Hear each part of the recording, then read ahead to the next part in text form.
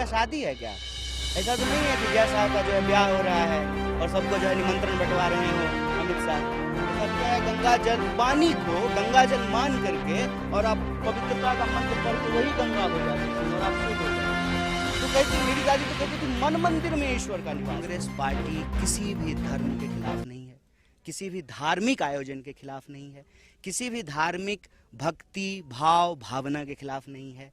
Congress party सर्वधर्म समभाव में विश्वास रखती है और आज से नहीं, यही बात गांधी जी कहते आए, रघुपति राघव राजा राम पतित पावन सीताराम, ईश्वर अल्लाह तेरो नाम, सबको सन्मति दे भगवान। सबको, मोदी जी वाला नहीं, सबका साथ सिर्फ कहने के लिए, सबको सन्मति दे भगवान। तो कांग्रेस पार्टी किसी भी धार्मिक आयोजन का विरोध नहीं करती है। जहां तक निमंत्रण की बात है, भाई हम लोग तो गाना सुनते थे ना, चलो बुलावा आया है, माता ने बुलाया है। भगवान जब आप बुलाते हैं आपको, भगवान जब आपको जो है ऐसी परिस्थिति पैदा करके देते हैं जीवन में, तो आप जाते हैं ईश्वर से मिलने के लिए। किसी निमंत्रण, किसी का शादी है क्या? ऐसा तो नहीं है कि जय शाह का जो है ब्याह हो रहा है और सबको जो है निमंत्रण बंटवा रहे हो अमित शाह। ऐसा तो नहीं है। तो वो कौन होते हैं भाई?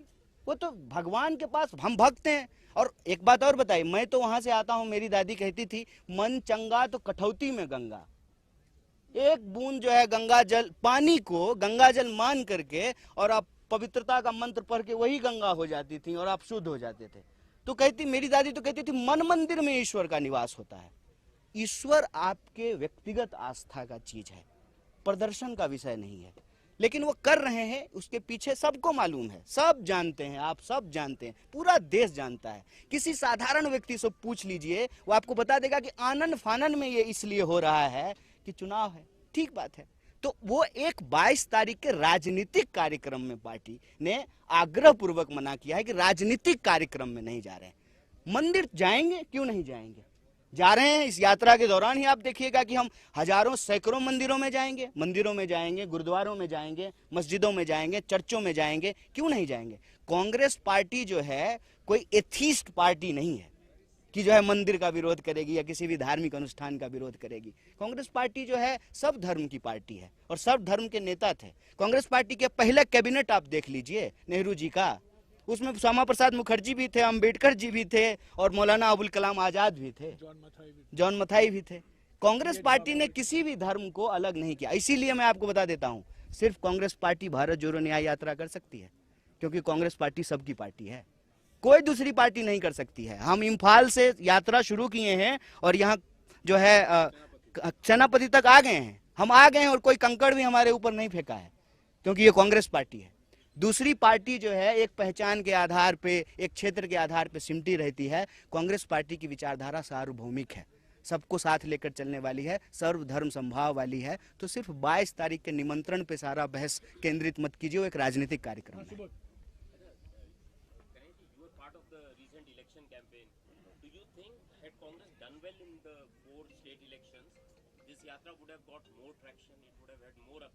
That I already answered कि both of the yatra, whether it is Bharat Jodo Yatra or the Bharat Jodo Nyay Yatra, its purpose just not electoral.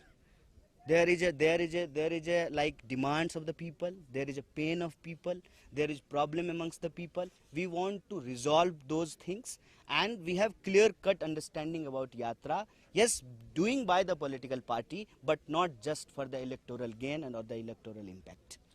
और सर आप लोग आप जयराम जी या राहुल गांधी बार बार भारत जोड़ो की बात कर रहे हैं, भारत में न्याय दिलाने की बात कर रहे हैं, लेकिन उसी बीच में बार बार मोहन भागवत के बयान आते हैं। आज उनका ताज़ा बयान आया है कि जो अयोध्या में ढाया गया वो गुलामी का प्रतीक ढाया गया। अच्छा, तो ऐसे आप लोग भारत जोड़ो या मोहन भागवत जी को बोलने का है, मतलब बोल पा रहे हैं आजकल बयान। अच्छा, एक बात जान लीजिए, मोहन भागवत जी पहले मोदी जी के सामने एक इलेक्ट्रिक पोल का उद्घाटन करके पहले दिखा दें, फिर समझेंगे हम।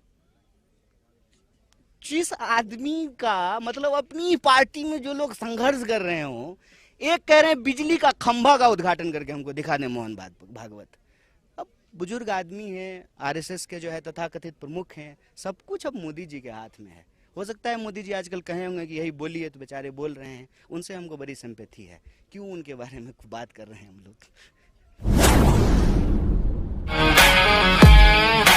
The Indian Public School, The journey of excellence began in the year 2001 when the Indian public school was established, given by a commitment to provide quality education.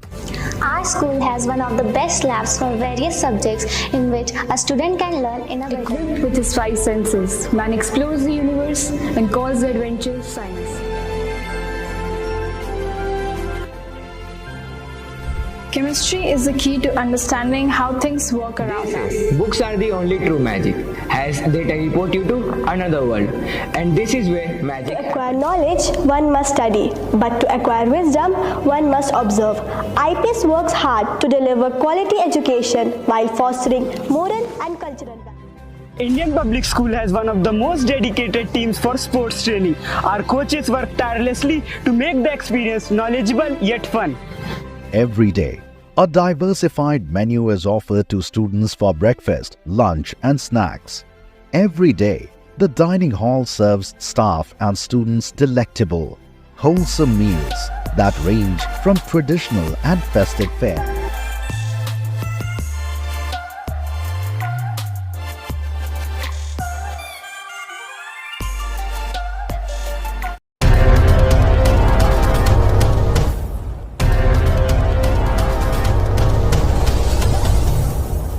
Good morning friends, my name is Nitin Singh. I am from KIPM College of Engineering and Gita Gorakhpur. I want to tell you guys that now our college, KIPM College is now NBA accredited in whole Purvanchal.